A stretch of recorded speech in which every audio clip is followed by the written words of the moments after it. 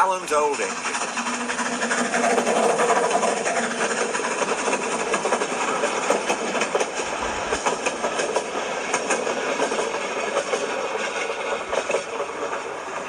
I'm ashamed of you, Duncan, said Skarloey.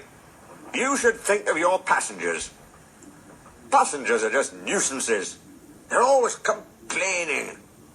Skarloey was shocked. That's no way to talk, he said. Passengers are our coal and water. No passengers means no trains. No trains means no railway. Then we be on the scrap heap, my engine, and don't you forget it. Thank goodness Renius is coming home. Perhaps he'll teach you sense before it's too late. What has Renius got to do with it? Renius saved our railway, said Skarloey. Please tell us about it, begged Peter Sam. The year before you came, said the old engine, things were very bad. We were on our last wheels. Mr. Hugh was driver and fireman, while the thin controller was guard. He did everything else too, and helped Mr. Hugh mend us in the shed. We expect 2 fresh engines next year, they told us, but we must keep the trains going now.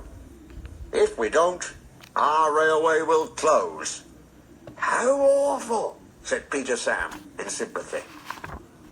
I tried hard, though I couldn't do much, but Renius understood.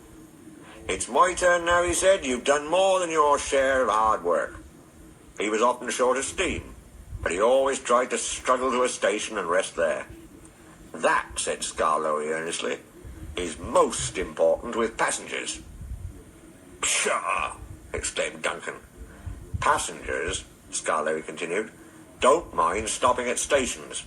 They can get out and walk about. That's what stations are for. But I get very cross if we stop at wrong places, like viaducts. Then they say we're a bad railway and never come back. I remember Renius stopping in a wrong place once, said Skarloey.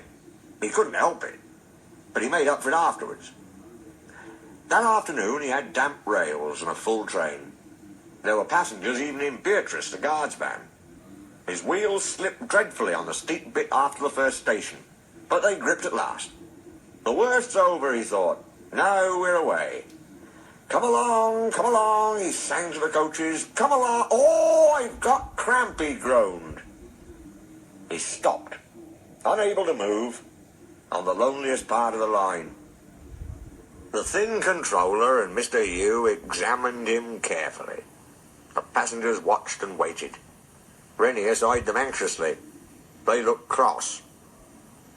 At last the thin controller stood up. Your valve gear on one side had jammed, he said. We've unfastened the rods and tied them up. Now, Renius, he went on, we need to reach the next station.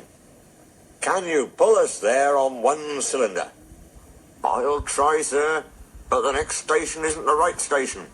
Will the passengers be cross? Don't worry, smiled the thin controller. They know we can't reach the top station today.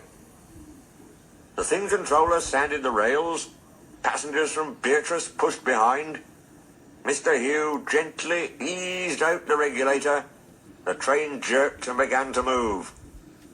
I'll do it. I'll do it.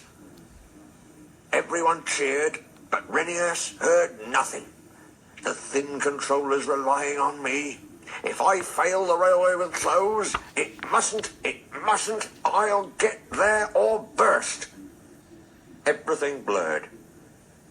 He was too tired to move another yard. But he did. And another, and another, and another. Till I've got there at last, he sighed with relief. It's proud of you I am indeed, said Mr. Hugh. All Renius remembered about the journey down was having to go on going on. At the big station, the passengers thanked him. We expected a long walk, they said, but you brought us home. We'll come again and bring our friends. You're a gallant little engine, said the thin controller. When you're rested, we'll mend you ready for tomorrow. Was Renias always ready for tomorrow? Always, smiled Skarloey. Whatever happened, Renias always pulled his trains. It was Duncan who broke the silence. Thank you for telling us about Renias, he said. I was wrong. Passengers are important after all. All the little engines were at the wharf on the day that Renias came home.